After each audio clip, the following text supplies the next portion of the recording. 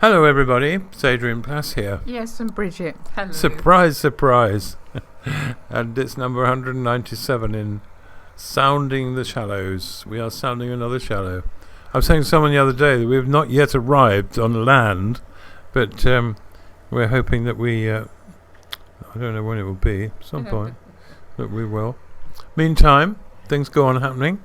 What's happened to you this week? No, I was thinking, what's happened to you? Because a new thing, sometimes we get to a point of thinking, is anything new happening in our lives? And then something suddenly comes along, and on the advice of our eldest son, what did you do this week?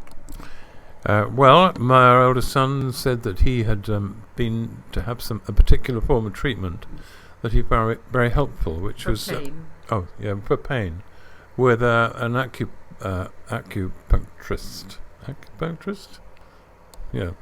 One who does acupuncture. So I went for my first appointment this week, which was really interesting. I was slightly nervous, not because of the needles, because I don't mind sharp things. I remember when I used to have my teeth done, I preferred the injection to the fillings, the boring fillings. I think most people do. Yeah, I suppose so. The drill. Oh, terrible! But no, the needles are right, and they're very thin. They're like tiny hairs in their width. It was a bit odd because I really didn't understand the theory of it. So I did ask what it was about, and the person who was treating me said that it was to release the wind.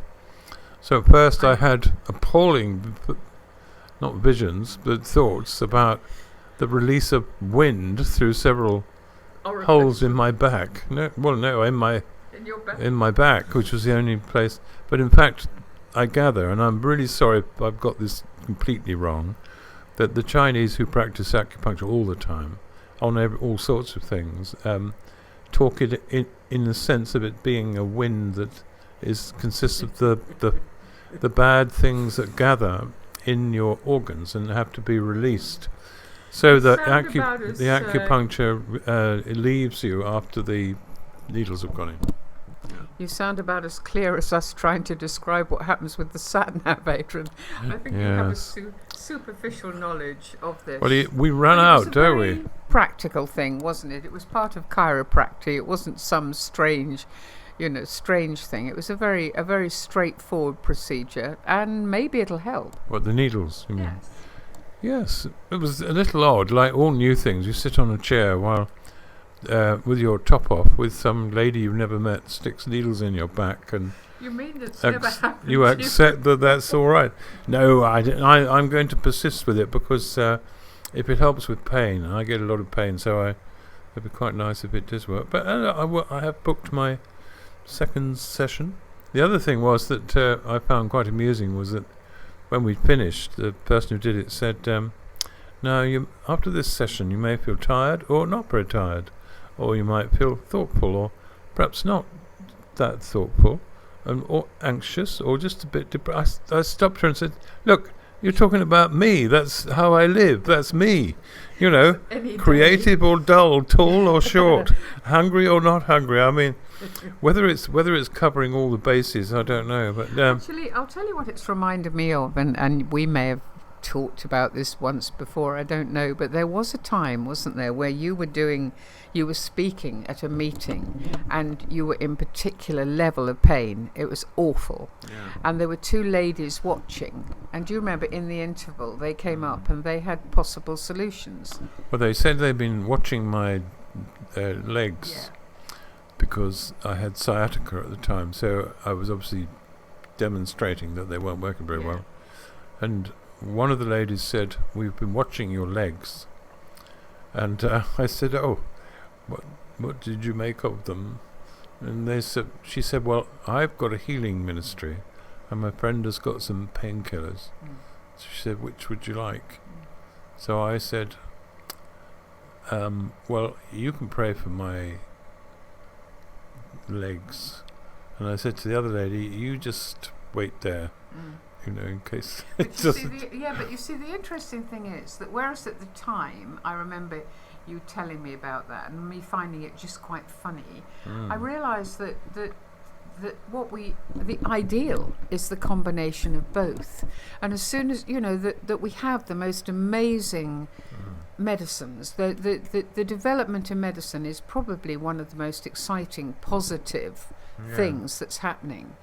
And prayer is incredibly important, and to pray for healing, and also to think, but I will use medication.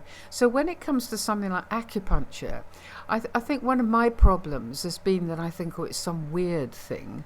But actually the reason I said it's part of the chiropractice is that it doesn't negate my faith and my belief in healing. No, not me. And in fact, on that occasion, I had the one praying for me, and then I took the tablets. Exactly. So goodness That's what I'm knows saying. what who No, but or it's what important, caused the isn't it? improvement. Yes, it is. We have a friend at the moment who's really, really poorly in hospital, and we are praying.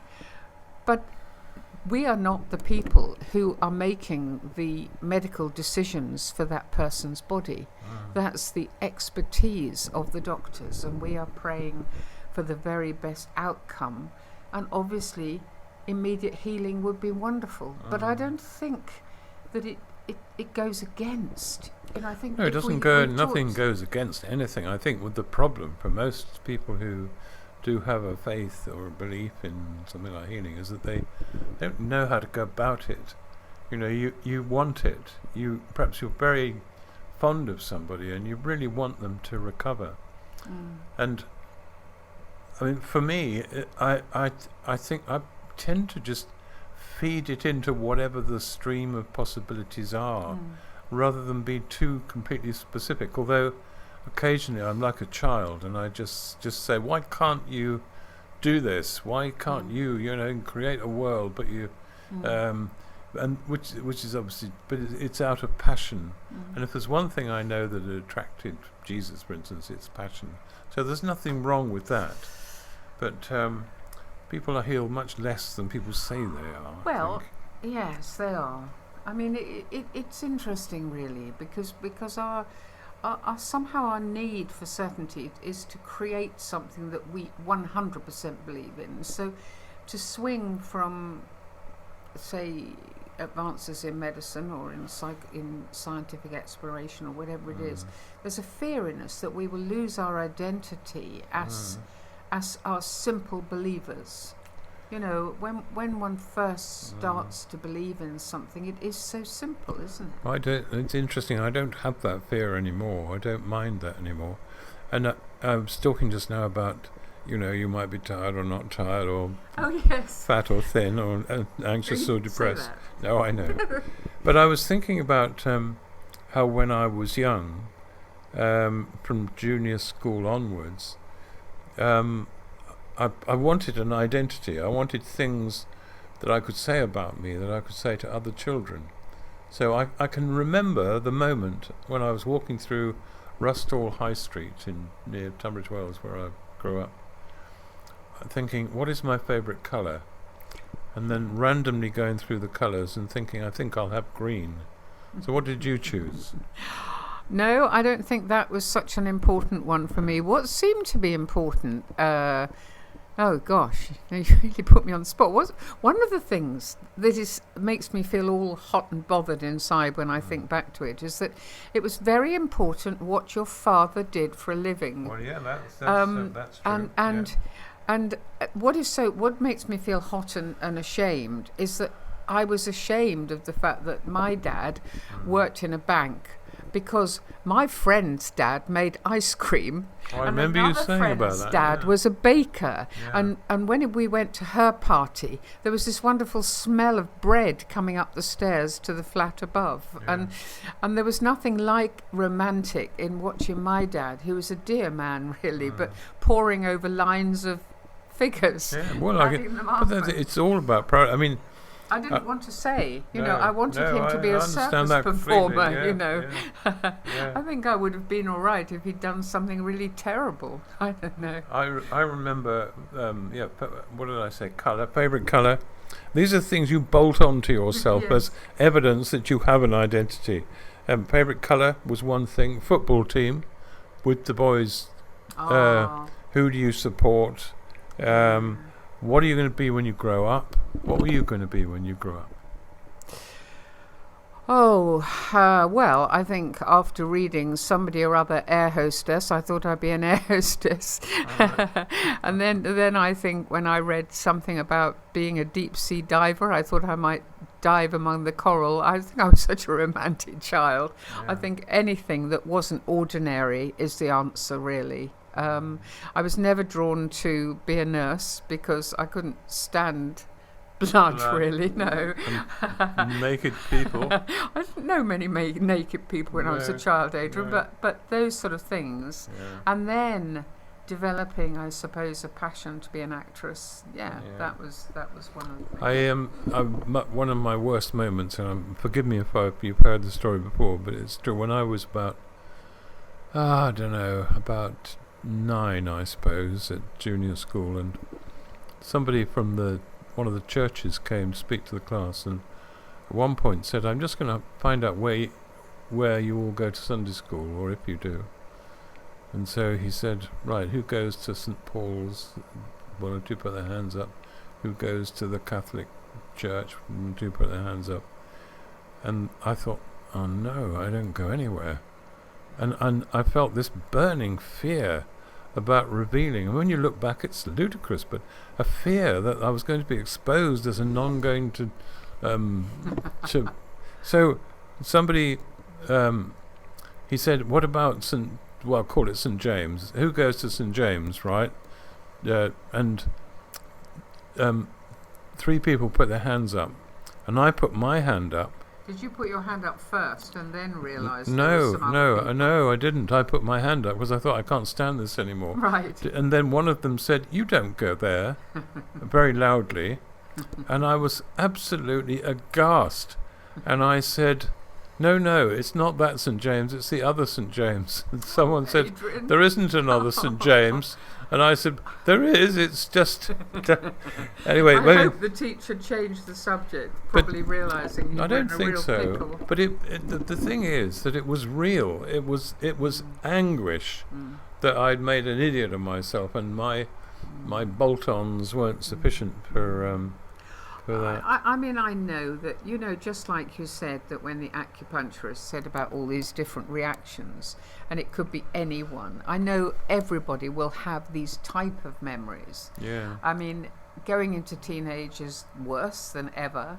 And there was, I mean, this is saying how old I was, but it was really only the beginning of teenage fashion.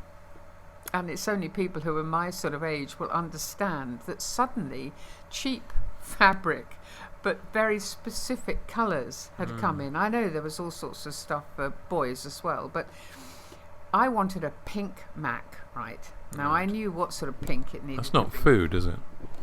What? Pink Mac. No, Adrian. It's code. Anyway, I know it is. I wanted one. And my dear mum, who also wanted me to have what I wanted, but it had to fit in with an extremely moderate outlook on life, did allow me to have a pink Mac, but it was the wrong pink. It was a sensible pink. It wasn't a daring pink, and it was made of sensible fabric that wouldn't wear out.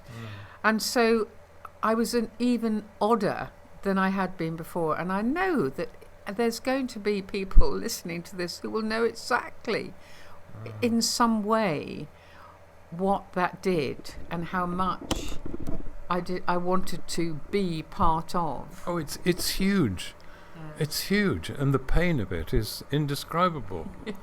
and we smile, We were talking this week, we've been away this week working quite hard, and we were talking about the rich young ruler, the story of the rich young man who said to Jesus, how do I get eternal life? And he listed all the good things he'd done, which were obviously very good, and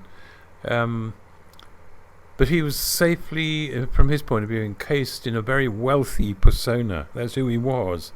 And the answer he got was, you can have that if you want it. You can have eternal life. And Jesus said, but there's one thing you lack, and he said, "What is that?" Hoping perhaps it was, another commandment that he could keep.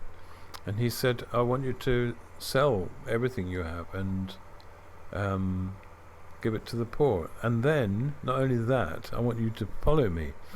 And it's easy for people to say, "Well, why didn't he do it?" But if that's who, and it's not to do with money, it's to do with identity. What is the priority that keeps you safe or keeps you feeling good about yourself? And he just was too sad. He walked away very sadly, apparently, it says, because to risk all that for uncertainty and poverty, to be poor and to not know what's going to happen. And judged, I think we may have mentioned this last week. We spoke to people very late at night, if you remember, after we'd done something, which was, but it's still ringing in us, isn't it? That idea that it's easy, it's so easy to biff people over the head with it and say, this is what you have to do. You can only follow God, and that means giving up everything. And it is that idea of holding these two things and thinking, what am I most afraid of? He would lose his friends. One of those things we just talked about, the importance of being in your group. His tribe, he would lose his tribe. And he would go to places where nobody knew that he had been a rich young whatever he was. Absolutely. He might have spoken wrong, spoken posh for all we know. There's so many things. We have to be as gentle as Jesus was looking at that young man. Yes, he says he loved him. He looked at him, he loved him, yeah. I was thinking about Jesus and the whole business of persona and identity and things, and I was thinking about him as a 12-year-old going to the temple and probably not even realizing that his parents were desperately searching for him. I would hope for he 3 didn't days. realize that. I'm sure he didn't. And he's sitting in the temple discussing abstruse things with the experts on the law, and there must have come a point around there where he thought, what am I doing? What is this? When his mother comes, and I love the fact the words she says have been repeated for the last 2,000 years. Why did you do this to us? And I think if God had been there in person, he might have said, look, young man, you are on the very edge of doing something that I will not be very proud of. I was proud of you in the temple. You spoke well. I'm pleased about that. But look, your mum and dad are very worried, and now you are going to go and be 12 and do what you're told. And might I just remind you, son of mine, that I did write a commandment, honour your father and mother, some time ago, and that was supposed to include you. It's quite an extraordinary thought, really. In the end, we gather, because he says, he did what he saw his father doing. In other words, when he perceived that the right thing was there in front of him and he could recognize it, that was the decision. And he was largely held by love and obedience. I mean, there's a moment where we're told his father God says to him, or says about him, this is my son who I'm very pleased with. Yeah, but that's right at the beginning, isn't it? That's before some of the biggest challenges in his life. Oh, the temptations for the rest of his life. For those 3 years he was walking around to be a famous, powerful sort of magician of a man who's protected against all harm and temptation. And in the wilderness, the temptation, the Lent time, because he didn't know it was Lent, did he? The Lent time, we say the devil is saying, but what's actually happening is he's saying, I could be powerful. I could make it so that I could fall off anything and nothing will hurt me. I don't have to be a man. But actually, he did, and that's what that time was all about.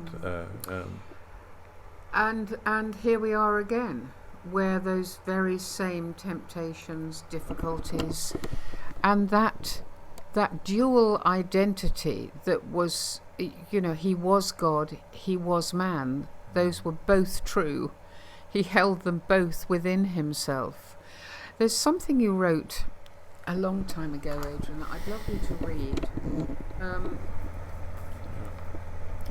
Yeah, where is it? Have you got it? Yeah, I have, because I was thinking about it a lot, and the fact that if we lose the fact that in this week we're coming up to, it was Jesus the man who had to go through it. Yeah. And we are told that he had we know in Gethsemane he was feeling everything we would have been feeling. What we wouldn't have is the power, as he says then, to bring the angels down to rescue him. Yeah, so there's a bit of split in him, clearly. And that's what this I was sort of rather desperately searching to understand. It's called What of Me?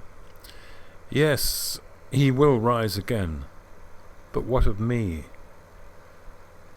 Though death flaps down to take me like a huge black bird, casting ragged shadows over lilies of the valley, over milky, moonlit seas, sunlight, sunrise glory, sunset flame, peach and pearl in Galilean skies, the coolness of a woman's hand, children's eyes, the rasp of rough-grained wood against the skin, light in the gaze of men who by a miracle of faith have seen, heard, walked, talked, discovered that their pitted skin is whole and clean. Sabbath walks, meandering through rolling fields of wheat, the chattering and the chuckling of my friends, their sweet naivety, a scent of cooking fish, the call to eat, old stories by the fire, good wine, a kiss, love and wisdom in my mother's smile, the tears of those who loved me much, because I gently, fiercely took away their sin. And will I rise again? Indeed, the Son of Man must rise and live once more. But what of me? What of me? And we're moving into that time when we are again called to share in his disgrace, to go to where he was and to walk with him.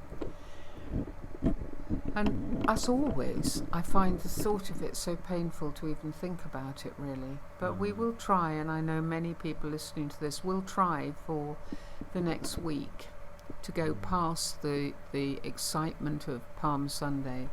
Yeah. Well, I hope people will remember Jesus the man, the one who was in great turmoil in the garden. That was a very difficult time. We'd love to hear from you, anything that you want to tell us. Yeah. And we'll speak to you again next week. Yeah.